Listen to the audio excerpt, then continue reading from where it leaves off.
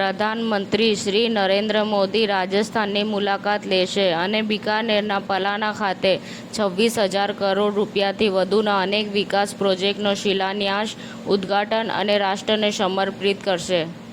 ગુજરાતે કમોસમી વરસાદ અને વાવાઝોડા પછી રાજ્યના ગામડાઓમાં ખોરવાયેલા વીજ પુરવઠાને ફક્ત 48 કલાકમાં પુનઃસ્થાપિત કર્યા.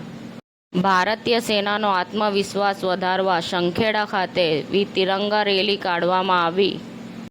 અરવલ્લીમાં જિલ્લા કોંગ્રેસ સંગઠનમાં જિલ્લા મહિલા કોંગ્રેસ પ્રમુખ પદે ડોક્ટર ઉષાબેન રાઠોડની નિમણૂક કરવામાં આવી. અવિરત વરસાદ બાદ કર્ણાટકના બેંગલુરુમાં ત્રણના મોત, 500થી વધુ ઘર ડૂબ્યા. વાપીના ડુંગળી ફળિયામાં એક ભંગારના ગોડાઉનમાં આગ લાગ્યા બાદ અન્ય 6 ગોડાઉનમાં આગ પ્રસરી ગઈ. તિરંગાના રંગે રંગાયું હિંમતનગર, મહિલાઓએ સૈન્યના શૌર્યને તિરંગા યાત્રાથી સન્માનિત કર્યું. મુંબઈ અમદાવાદ બુલેટ ટ્રેન માટે 300 કિલોમીટર વાયડક્ટ્સનું નિર્માણ પૂર્ણ થયું.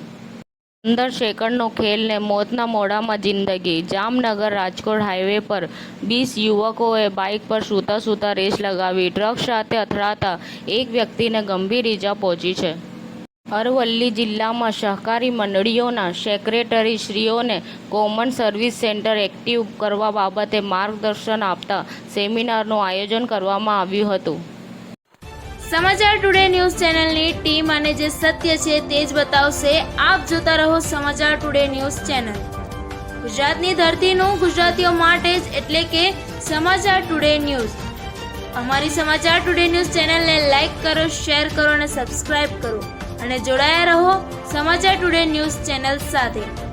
મળશે દરરોજ ઇનામ જીતવાની તક. અમારા સભ્ય બનો, જોડાઓ અમારી સાથે.